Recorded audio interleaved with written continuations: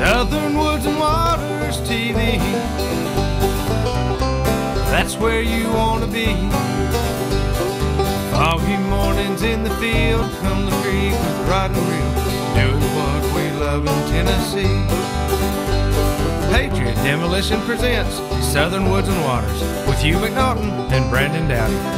Also being brought to you by Sniper Hunting Products, Deer 30 Minerals, Candy Fork Outdoors, Weststone Cry Like Realtors, TWRA, Capital Sportsman, Nashville Marine, Davidson Farmers Co-op, Courtney's Restaurant and Catering, Mowing and More, CVA, Wilson Bank and Trust, Flowers Processing and Garden Center, X Outdoor Products, and Hunter Up.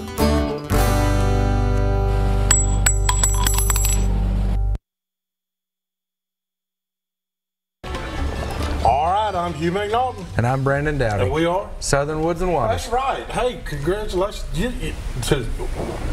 We've been here 19 years. Yeah, I'm a little behind you. I'm working on 2 years. I'm pushing it, but 19 years right here. This guy right here has been coming to y'all's living room. Man, if we got to know a lot of people, haven't we? A lot.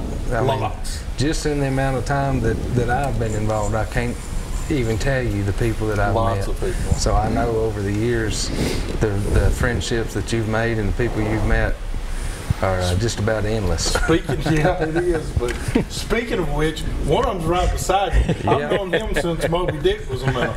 No, come on now. Yeah. Moby Dick was just a little bitty thing.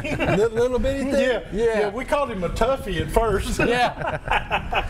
Jake Davis. What are you doing, Jake? Buddy, I'm just hanging out, trying to enjoy retired life. Yeah. You know, people I noticed you're getting a little bit of middle-aged spread. Just a little bit.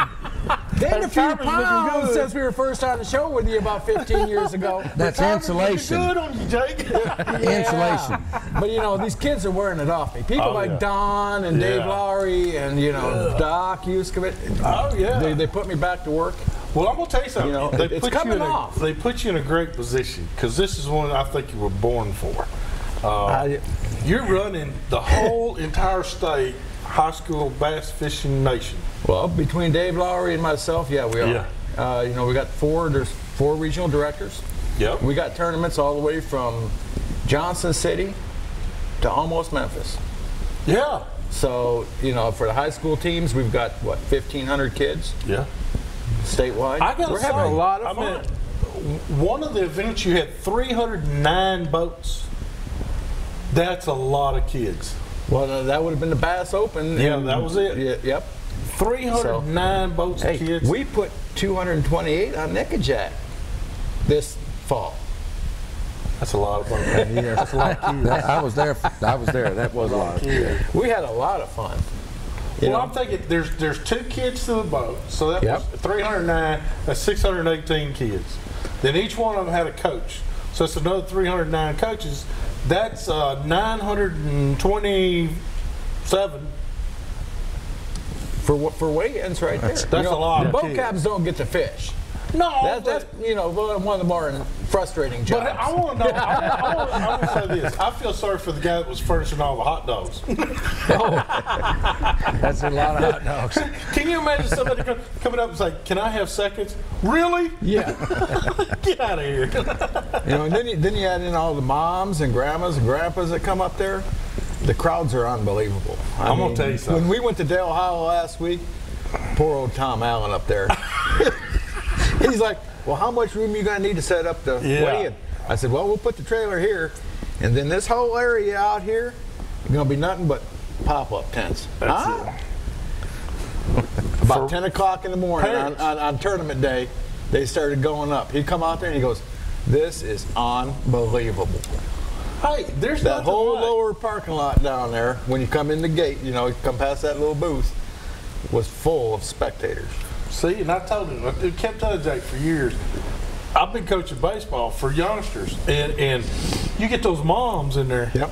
And now he's starting to see which those same moms can transgress over from baseball to bass fishing really quick. Hey, my moms are great though. My moms are great.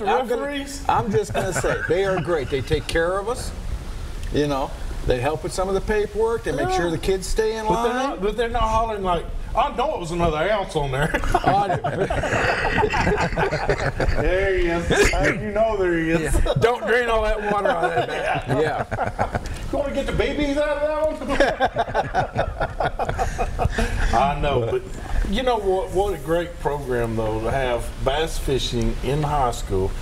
It wasn't even around when you were there. Man, I mean, I wish it was. I wish it was, definitely been involved We'd with still it. all be in high school. We would have figured out a way to stay there. Yeah, I would have thoroughly enjoyed that. We had archery, but not in the school. You know, we stayed involved in that, but it wasn't school associated. And now they have that in the schools, you know, also the archery program. Didn't they have like trap shooting though? Whenever you were in school, they did. They had that at Smyrna High School. Yeah. We had it in a few. You know, where I grew up there in Yankeeville and northern Michigan, we had shooting up there. Skeet trap.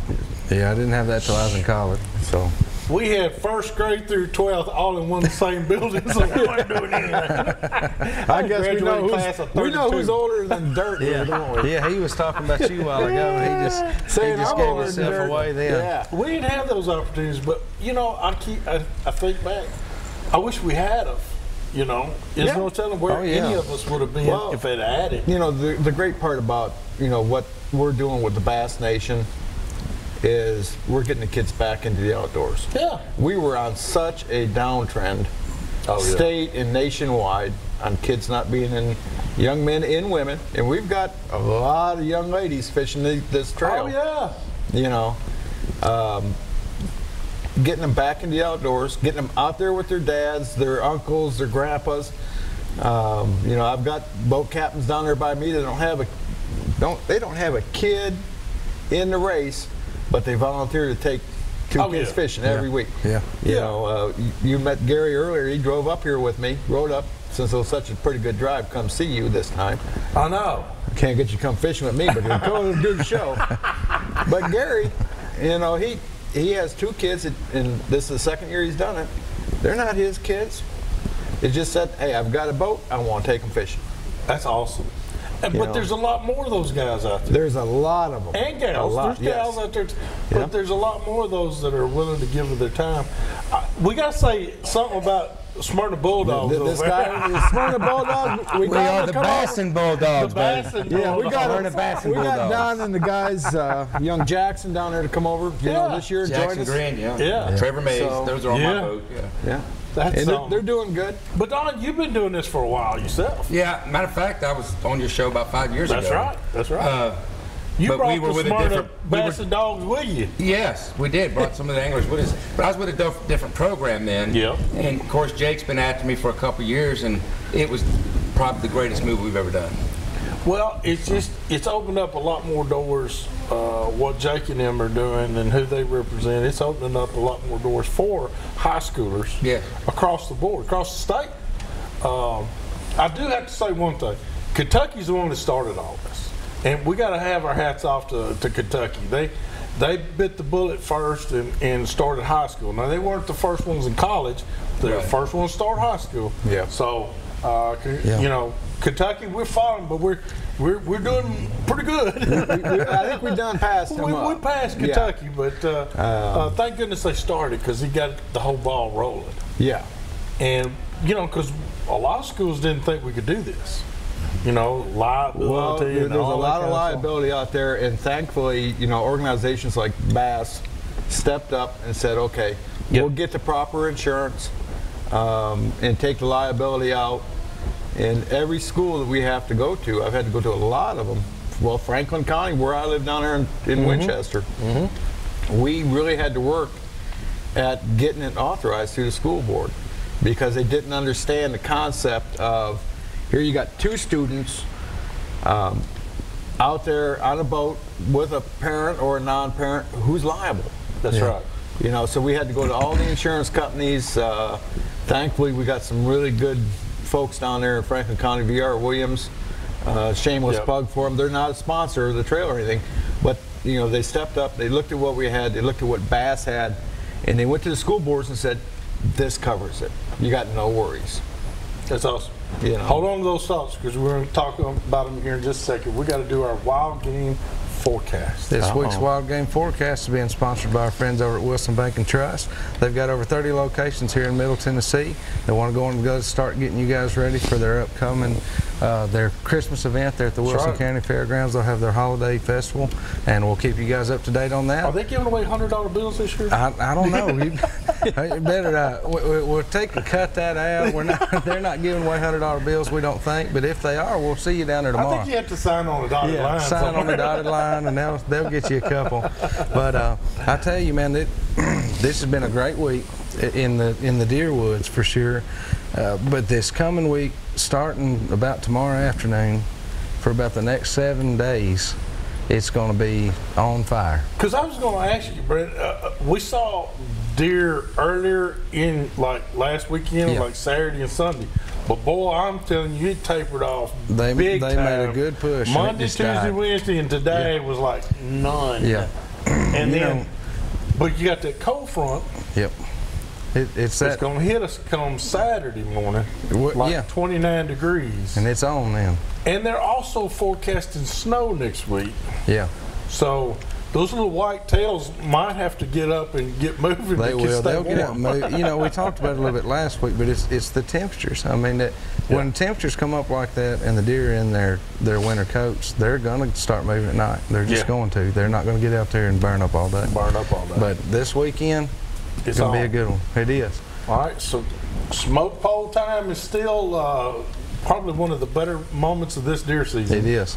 So get ready. Don't give up. Don't give up. Get on out there this weekend, and I promise you, you'll have a great time. This is the best time to be out there. It is. All right. Guys, we want to remind you to follow us on Facebook. We've got lots of things going on for you there. We're going to start putting up some information for our upcoming Christmas episode. We're going to have some giveaways associated with that. And we also want you guys following us on our hunts this coming week. We're actually going to be, we got some people in Illinois this week. We're going to be in East Tennessee. We're going to be in Southern Tennessee. So follow us this weekend. Keep up with us and let us know how you're doing as well. We're going to take a quick break. We'll be back here in just a minute with some more Southern Woods and Waters.